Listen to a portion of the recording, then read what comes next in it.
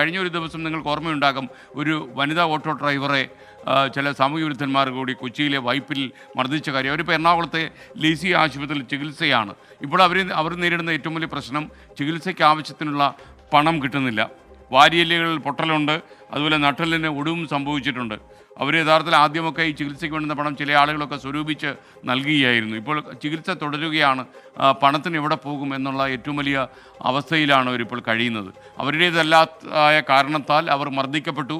അവർക്ക് തീർച്ചയായും അക്രമം മൂലം അവർക്ക് ശാരീരിക പ്രശ്നങ്ങൾ ഉണ്ടായിട്ടുണ്ട്. ഇതിന് അവർ തന്നെയാണ് ഉത്തരവാദി.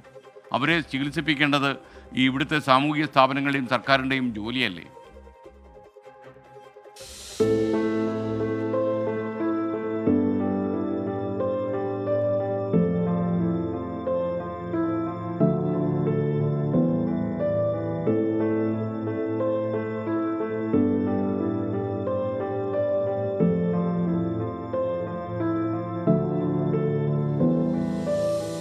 ഓട്ടോറിക്ഷ ഓടിച്ച് ലഭിച്ചിരുന്ന തുക കൊണ്ടാണ് ജയയും പ്രായമായ അമ്മയും ജീവിച്ചിരുന്നത്.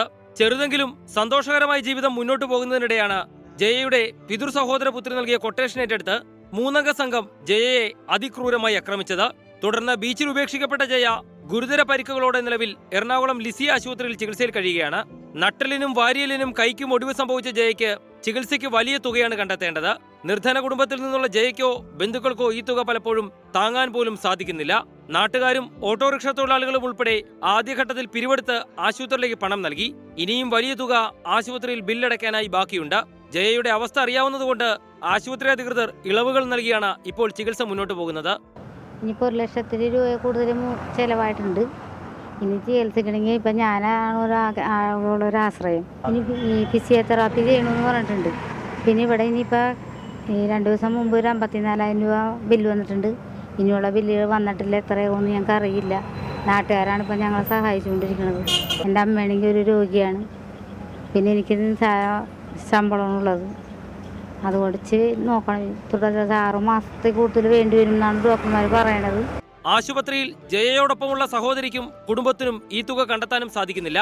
അതിക്രൂരമായ അക്രമത്തിനിരയായിട്ടും സാമൂഹിക നീതി വകുപ്പോ സ്ത്രീകൾക്കും കുട്ടികൾക്കും വേണ്ടിയുള്ള വകുപ്പ് ഉദ്യോഗസ്ഥരോ ഒന്നും ജയയെ തിരിഞ്ഞു നോക്കിയിട്ടില്ല ഇതുവരെ.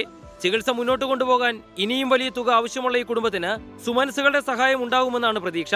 ആശുപത്രിയിൽ നിന്നും വിടുതൽ ചെയ്താലും ഫിസിയോതെറാപ്പി അടക്കമുള്ള ചികിത്സയും ദീർഘകാലം തുടരേണ്ടതുണ്ട്.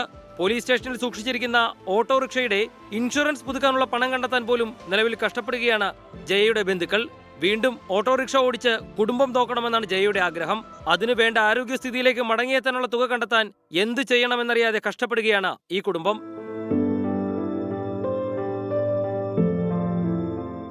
സ്വകാര്യ ആശുപത്രിയിൽ ICUവിൽ ചികിത്സയിൽ കഴിയുന്ന ജയയുടെ ചികിത്സയ്ക്ക് ആവശ്യമായ പണം കണ്ടെത്താൻ സുമനസുകളുടെയും പൊതുസമൂഹത്തിന്റെയും ഇടപെടൽ ഉണ്ടാകുമെന്ന പ്രതീക്ഷയിലാണ് ഈ കുടുംബം.